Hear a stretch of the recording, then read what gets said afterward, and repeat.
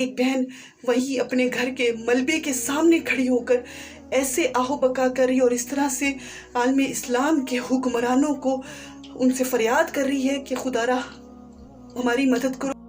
الرحمن الرحيم يا أمة محمد يا شباب أمة محمد لا تستغيث الأطفال يستغيثون 10 من الأطفال من 3 ساعات لم نستطيع إخراجهم قربان الموت قربان الأسد تأخذ الأرواح في مدينة دير الزور.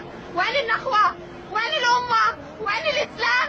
إحنا بنات أمة محمد نساء أمة محمد تستغيث بنات أمة محمد تستغيث. وينكم يا أهل النخوة؟ وينكم يا أهل القرى؟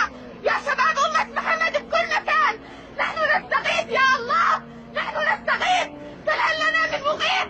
لا تردون على الحكام العرب كلهم خونة كلهم باعونا. احنا بنات أمة محمد أعراض بنات أمة محمد يستغيثون.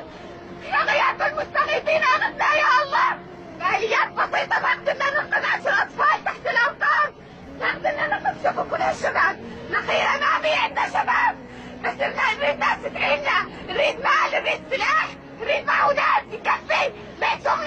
بيتهم افتحوا على حالكم افتحوا على شبابكم يا حكام العرب. بنات أمة محمد تترك أعراضهم حسبنا الله ونعم الوكيل. تنحر النساء والأطفال بالشوارع ينحرون الشباب بالشوارع. الشيعة اجوا الحرس الثوري اجى عالدار.